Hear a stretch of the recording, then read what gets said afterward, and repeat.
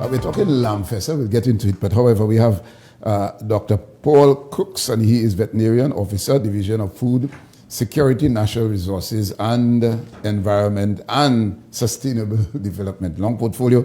And of course, we have Dania Marcelle-Ferguson, CEO of the Tobago Agribusiness Development Company Limited, and we are talking Lamb Fest. Ladies and gentlemen, good morning and welcome. Good morning. Good morning. Let's start with you, Ms. Ferguson. Lamb Fest. What is Lamb Fest? How long it has been existing, and we'll get into the details. Okay, so the Lamb Fest is an annual festival which celebrates the lamb, of course. This is the third year that they have been keeping the Lamb Fest. It started in 2023, right? And it is just everything lamb, right? So it's a culinary festival basically, and we have all local caterers, and they will be doing a lot of innovative dishes with the lamb. Very good. So it's a culinary event. And Doctor, let's get into it. There are a number of sheep farmers throughout Tobago whose farm is highlighted. We know the ex-Prime Minister, former Prime Minister, does have a sheep farm. Where do you secure your meat for this? Your lamb is mutton, right? Yes. Where do you secure that for this event? How do you thank you for asking that question. So, first of all, I just want to remind the viewers, that the Lamb Festival is part of the World Food Day series of events. So it is part of our calendar that includes the World Food Day Grand Exhibition and many others, right? It is a collaborative effort between TADCO, the Tobago Agribusiness Development Company Limited, the Division of Food Security of the Tobago House of Assembly, and of course, the Tobago Integrated Livestock Association, with the objective of trying to increase the market, the local market, the Tobago market, for mutton and lamb in particular. The way that the Lamb Fest has been structured and devised, is to support the small ruminant sector on the island. And what we do is we go out and assess the lambs from various farmers across the island, whichever farmers indicate that they are interested in participating. We assess the animals, we ensure that they must be a certain minimum weight. The animals have to have a certain health standard overall. Typically, we want certain body condition and so on. It must be free of certain parasites, etc. So basically, we try to choose sort of pristine lambs to be part of this lamb festival. So locally sourced lambs supporting our small ruminant sector. And in fact, we would purchase at above market value at the time the lambs are purchased. Again, through the Division of Food Security, farmers get $25 per pound live weight, where typically they get around $18 a pound. And most of our sheep would go to Trinidad. So this is an opportunity for us, along with local caterers, local chefs. This year we're partnering with the Tobago Hospitality and Tourism Institute. And that's one of the things we'll talk about, some of the activities at the Lamb Fest, but we're partnering with them. And they always do a fantastic little showcase of different preparations of lamb and so on. There's so much to look forward to this year, but basically the idea is to showcase the versatility of this product. Very good. All right, so I want to differentiate quickly the difference between mutton and lamb. It seems as though the younger sheep is where you get lamb from, and the older sheep is the mutton. I mean, that might not make sense, but there are those who, given what you just explained, may still struggle to accept that sheep meat is not always mutton. Yeah, well, sheep meat is not always lamb. Sheep meat is always mutton. All right, but lamb is up to 1 year. Right, basically, 1 year? The idea, yes. Okay. And the idea there is that the meat will be more tender. Okay. There'll be fat sort of infused in the muscle tissue. The meat tends to be juicier. It's more flavorful. So that's why we tend to push the lamb aspect of it. Very good. 1 year. All right. Just speak about those people participating. Let's say a fella listening now. It might be late in coming, however. Just talk us about entry for those who want to sell their lamb.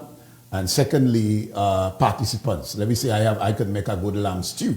and I want to buy some nice lamb and thing, 1 year old according to Doc, and slaughtering and so on. Just tell us the process, given that the quality, based on what Dr. Crooks would have said, spoken to. Who qualifies? How do you qualify as a chef? And your animals as you offer them to be sold for $25 a pound? Is it $25 a live weight? Okay, just walk us through. All right. So the caterers are chosen. Well, we have a registration process for the caterers. So if you believe that you can make an innovative dish, you can just register to be a part of the event. Right? The event is being kept at the Shaw Park Food Hub, and as you know, the Shaw Park Food Hub we have a number of different areas where persons could sell their dishes, right? We have the different containers that are self-contained. They have water. They have areas for storing food and that type of stuff. As it relates to the lamb, right? I'll take you through the process of the lamb. So we would have Dr. Crooks here. They would go out and they would source the lambs, right? Where TADCO would come in is that we are what you call the executing agency, right? So after they handpick the lambs, we do the transportation of the lambs to the butcher, right? Local, of course, a Tobago butcher. After he butchers those lambs, they come to TADCO's cold storage and then to TADCO's meat room, where they will do all the fabrication of the meat, right? After that, it goes back to cold storage, and then the caterers would come and collect their meats. They will pay for their meats and collect.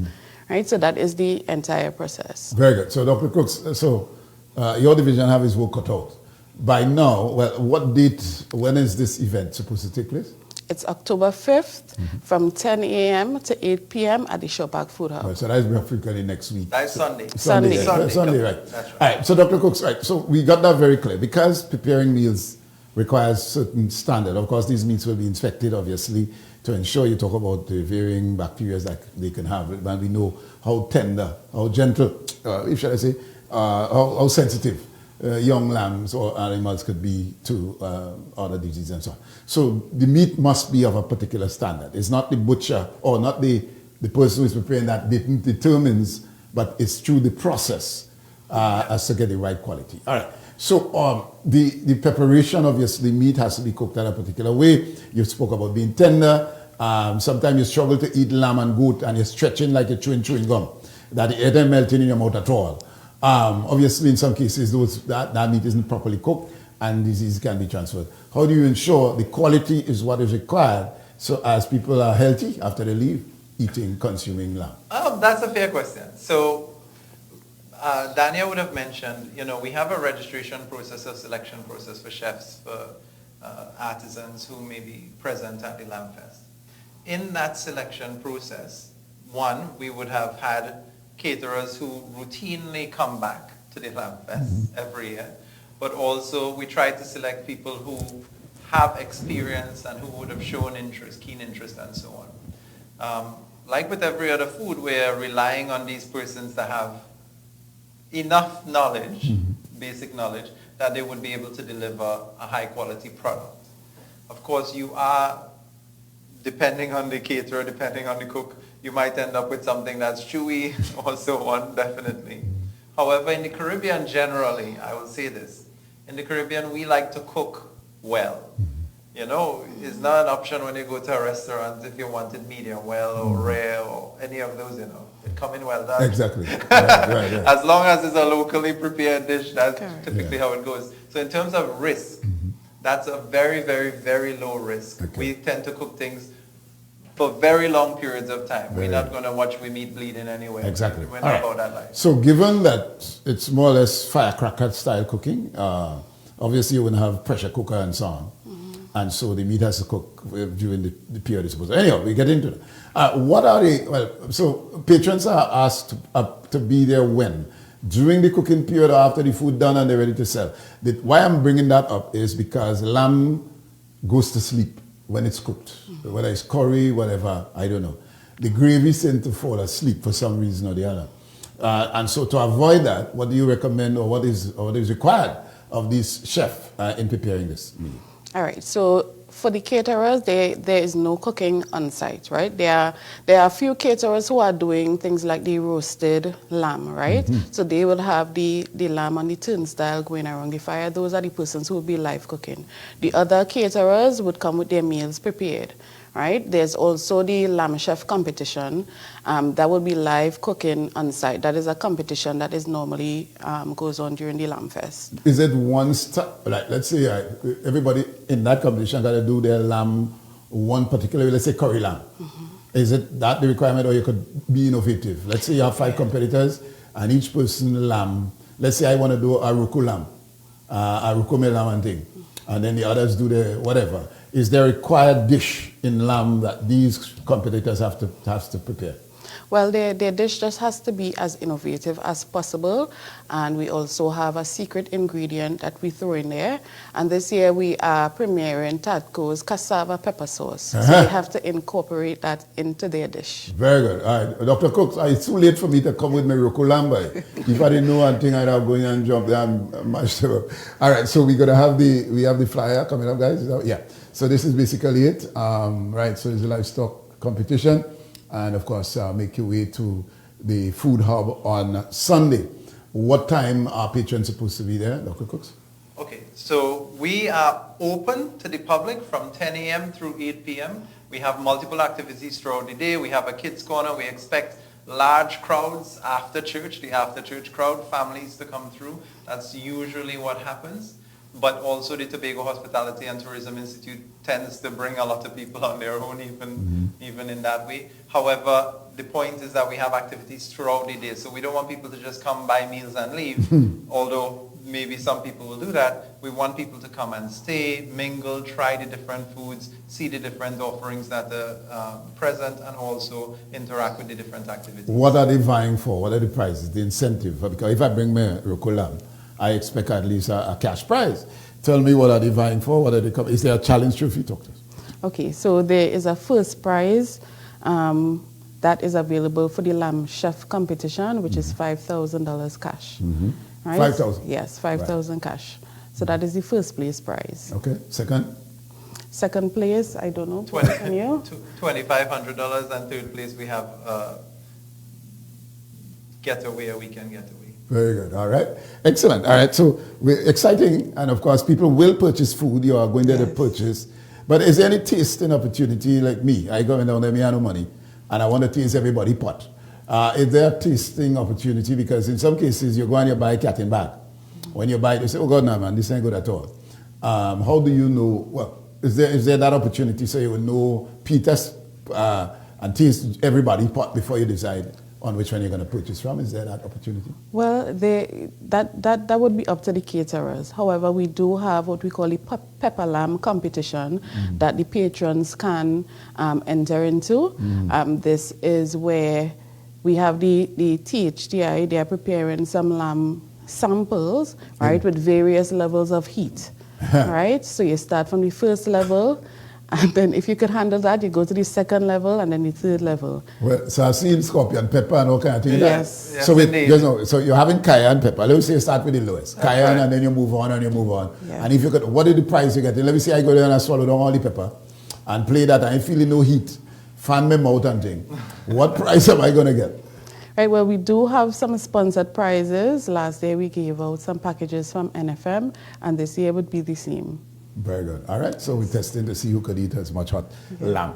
Exciting, I like it. 3 years you say in existence. Yes. And is there, well, okay, no challenge trophy or anything. You just get a cash prize and you go your way. Yes. And then you try to repeat. Let's say I win 3 years in a row. Is there any limit to any competitor? Let's say that fella win 3 years since we start and he come back again and to win again and not giving somebody else a chance. Is there, can you just compete until never? Well, I don't believe that you could compete until never. However, it's important to give others a chance, right? So in terms of the Lamb Chef competition, we'll see a rotation of those participants. Very good. All right, Dr. Crooks, in closing, what would you want to say to all of Tobago and Trinidad to be part of this experience? Well, I would say that as part of our World Food Day series of events, our events are targeted to the general population. They will be educational, they will be fun, engaging. The Lamb Fest is the first major event in the World Food Day calendar. And it's a massive collaborative effort. And also, there'll be something for everyone. Bring your families, come Sunday, 10 a.m., 8 p.m. As you mentioned, World Food Day, where is it going to, is it going to be at the Food Hub or back at Bacalet? Shore Park Food Hub. Shore Park. And what date again? For the Grand Exhibition. Yeah, the Grand Exhibition will be 15th and 16th. 15th. The Lamb Fest is this Sunday. Yes, of course. October 5th. All right, good. I just wanted to get my dates right so when I talk, I know what I'm saying, right? Right. All right, good. So, ladies and gentlemen, we want to thank you very much for, so whoever, or they join up with me and let me win the thing, I'll give you a Ruku. Lamb and so on. All right, well, thank you. And we don't hear about Ruku. I don't know, it's a major season. I mean, we abandoned it and so on for other things and so on. Natural indeed. Thank you both, and of course, all the best to you. Have a pleasure. Thank you. Thank you. Thank you. Have a great